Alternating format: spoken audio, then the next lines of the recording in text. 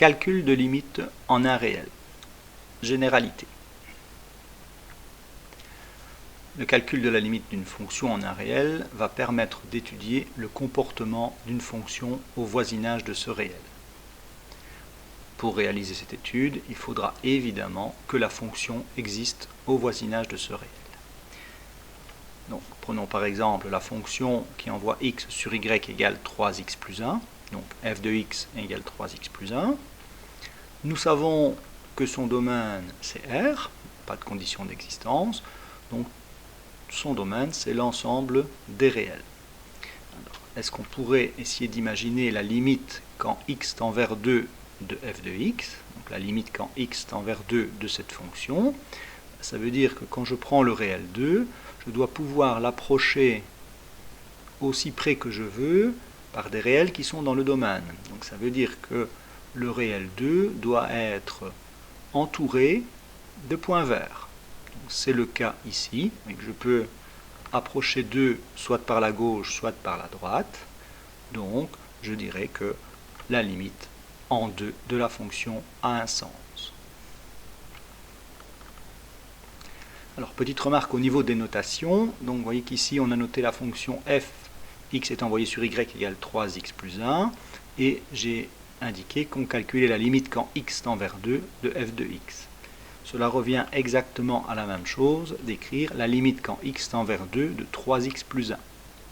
Okay, donc, ça doit se comprendre comme étant la limite quand x tend vers 2 de la fonction f de x égale 3x plus 1. Donc, c'est vraiment des notations équivalentes. Alors poursuivons avec nos exemples. Donc on va regarder la fonction f qui envoie x sur y égale 1 sur x. Alors ici nous avons une condition d'existence. Lorsqu'on veut écrire le domaine, x doit être différent de 0 et donc on obtient comme domaine R0. Donc c'est-à-dire que le domaine c'est l'ensemble des réels sauf le réel 0. Et on va se poser la question: peut-on calculer la limite quand x tend vers 1 de cette fonction? Alors vous voyez que 1, je viens de l'indiquer sur la droite, et à côté de 1, très très près de 1, à gauche et à droite, j'ai des points verts, donc j'ai des points dans le domaine.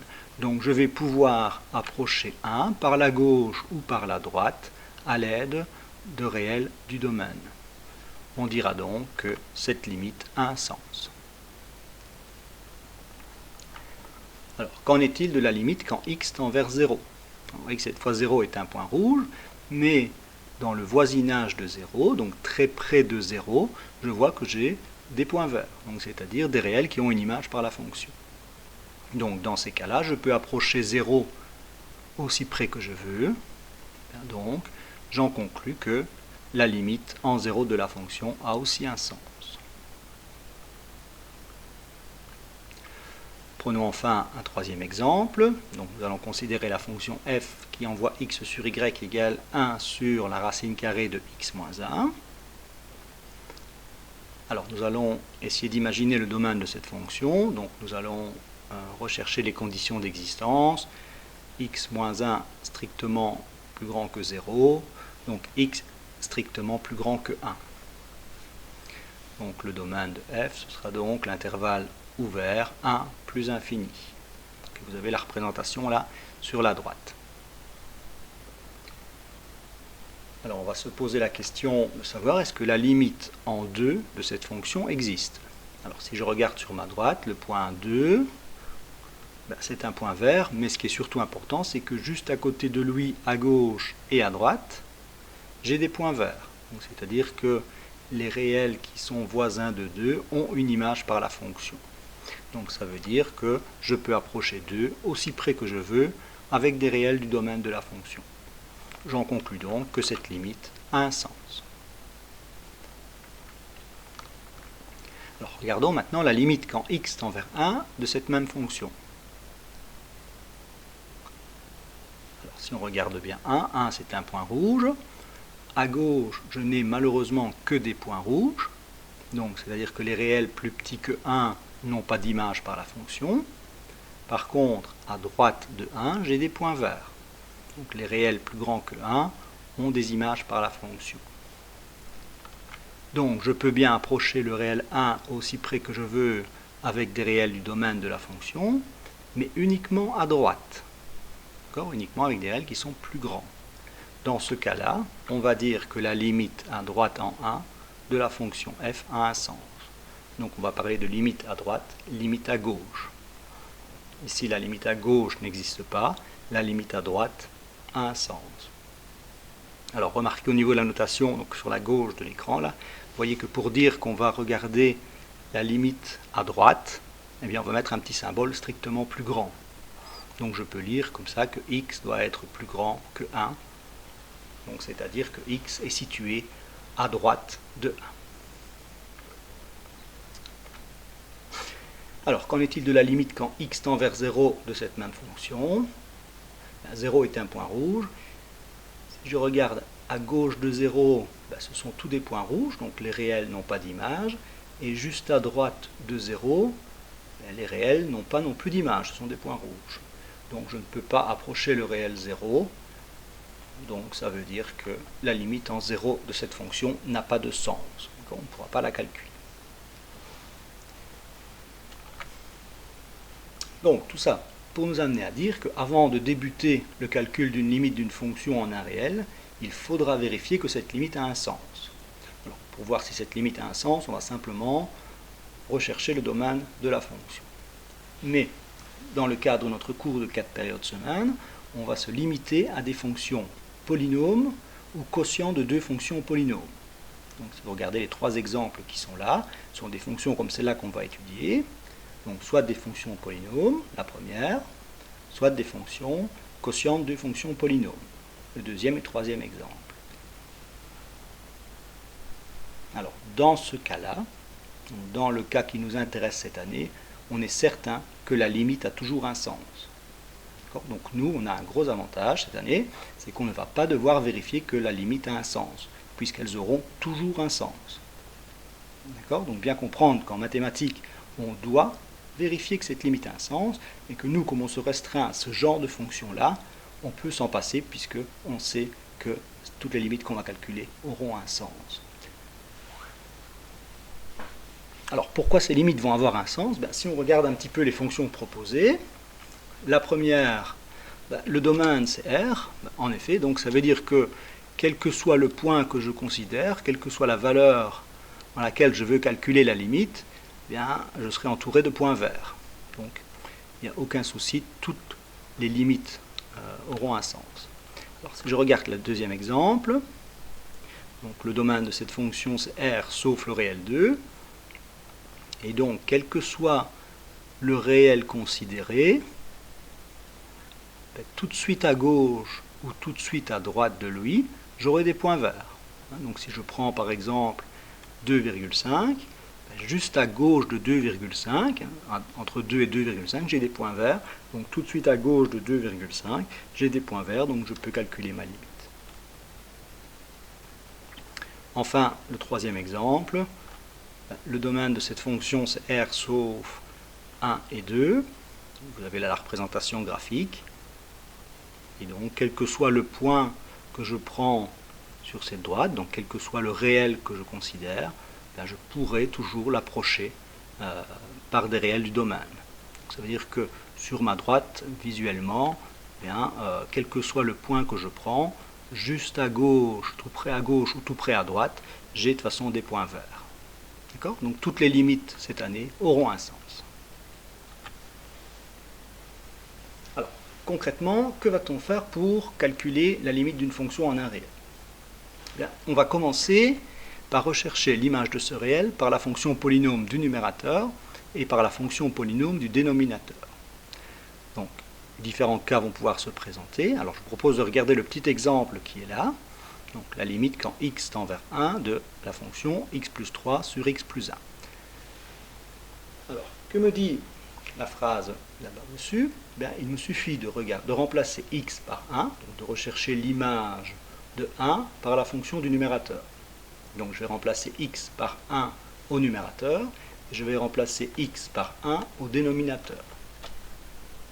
Donc, j'obtiens 1 plus 3 sur 1 plus 1. En effectuant le petit calcul, ça me fait 4 sur 2, donc ça me fait 2. où j'ai terminé mon calcul de limite. Donc la limite quand x tend vers 1 de x plus 3 sur x plus 1 est égale à 2, et c'est terminé. Alors ici, c'est relativement simple parce qu'on a trouvé au numérateur un nombre réel et au dénominateur un nombre réel non nul. On verra que ça pose problème si au dénominateur on trouve 0 évidemment. Alors, prenons un autre exemple. Essayons de calculer la limite quand x tend vers 0 de x carré moins 4 sur x carré plus 2x plus 2. Première étape, nous allons remplacer x par 0 au numérateur et au dénominateur. J'obtiens donc 0 au carré moins 4 sur 0 au carré plus 2 fois 0 plus 2. Ça me fait au numérateur 0 moins 4, c'est-à-dire moins 4, et au dénominateur 0 plus 0 plus 2, c'est-à-dire 2. Moins 4 sur 2, ça me fait donc moins 2. D'accord ? Donc en remplaçant x par le réel en lequel je calcule la limite, j'ai obtenu un réel au numérateur, j'ai obtenu un réel non nul au dénominateur, je peux donc calculer ma limite. Encore un petit exemple, donc la limite quand x tend vers 2, cette fois-ci, de la même fonction, de x carré moins 4 sur x carré plus 2x plus 2. Donc toujours la même méthode, la première chose qu'on va faire quand on doit calculer une limite, c'est essayer de remplacer x par le réel en lequel on calcule la limite. Donc ici ça va me faire 2 au carré moins 4 sur 2 au carré plus 2 fois 2 plus 2. C'est-à-dire 4 moins 4, 0, et au dénominateur 4 plus 4 plus 2, c'est-à-dire 10. J'obtiens donc comme résultat 0 sur 10, c'est-à-dire 0. Donc la limite quand x tend vers 2 de cette fonction-là, elle vaut 0. J'ai pas de problème. 0 divisé par un nombre réel, ça me fait 0. Enfin, il me reste un dernier exemple, on regardera la remarque plus tard. Donc la limite quand x tend vers 2 de x carré moins 5, donc une fonction polynôme, le principe est le même. Je remplace x par 2, ça me fait 2 au carré moins 5, c'est-à-dire 4 moins 5, c'est-à-dire moins 1. Donc la limite quand x tend vers 2 de x carré moins 5 est égale à moins 1. Alors, petite remarque, nous en sommes tout au début du calcul des limites. Il y a souvent une confusion, c'est de dire à partir de quel moment est-ce que je dois écrire le mot limite et à partir de quel moment je ne dois plus l'écrire. Alors on voit ici clairement la règle. Dès que j'ai remplacé x par le réel où je calcule la limite, le mot limite disparaît. Donc ici, à la deuxième étape, ce ne sera pas toujours le cas, mais ici à la deuxième étape, le mot limite disparaît. Donc, nous venons de rencontrer le premier cas en remplaçant x par sa valeur, enfin par le réel où je recherche la limite, j'obtiens un nombre réel divisé par un nombre réel non nul. Alors, autre cas qui pourrait se présenter, c'est lorsqu'on va trouver au numérateur un réel, mais chose beaucoup plus embêtante, on va trouver 0 au dénominateur. Alors, voyons ce que ça va faire. On part toujours sur le même principe. Donc, je remplace x par la valeur, où je calcule la limite, ça me fait 2 fois 1 moins 4, sur 1 au carré, plus 2 fois 1, moins 3. C'est-à-dire 2 moins 4 sur 1 plus 2 moins 3. Ce qui me donne moins 2 sur 0. Horreur, évidemment, on ne peut pas diviser par 0. Donc là, on a un gros problème. D'accord ? Donc on ne sait pas ce que ça va donner. Alors, comme on ne peut pas diviser par 0, ce que je viens d'écrire là ne peut pas être égal à la limite. Donc remarquez qu'après la limite, je n'ai pas mis d'égal, mais je mets simplement 2 points. Et juste pour spécifier que ce que j'ai écrit là derrière n'est pas égal à la limite, puisque j'aboutis à quelque chose qui n'existe pas. J'aboutis à moins 2 sur 0, et je ne peux pas faire moins 2 divisé par 0. D'accord ? Alors, l'étude de ce cas-là, de ce deuxième cas, donc R sur 0, sera étudiée dans la vidéo suivante. On va voir ça très rapidement. Donc, pour l'instant, on ne sait pas ce que ça donne. Donc, on va laisser les points d'interrogation, on verra ça plus tard. Enfin, troisième cas qui peut se présenter, c'est le cas où on obtient 0 sur 0. Donc, regardez l'exemple, si je prends la limite quand x tend vers 1 de 2x moins 2 sur x carré plus 2x moins 3, la première étape consiste toujours à remplacer x par 1. Ça me donne 2 fois 1 moins 2, et au dénominateur, 1 au carré plus 2 fois 1 moins 3. C'est-à-dire 2 moins 2 sur 1 plus 2 moins 3. Ce qui me donne 0 sur 0. Encore une fois, je ne peux pas diviser par 0, donc je suis incapable à l'heure actuelle de vous dire ce que va donner 0 sur 0. Okay. Donc même chose, comme je ne peux pas diviser par 0, on va essayer de penser à ne pas mettre le premier égal, quand on a remplacé, mais simplement à mettre 2 points. Donc ce troisième cas fera aussi l'objet d'une étude particulière par la suite. Voilà, donc on va retenir que pour calculer une limite dans le cadre de notre cours, on va essayer tout d'abord de remplacer x par le réel où l'on calcule la limite, et en fonction de nos calculs, trois cas peuvent se présenter. On obtient R sur S, donc un réel sur un réel non nul. Là, on peut conclure, c'est simple. Deuxième cas, on obtient R sur 0. On va voir comment on peut faire.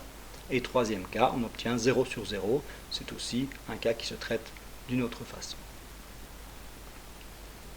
Voilà, cela termine la petite introduction aux limites. Donc on va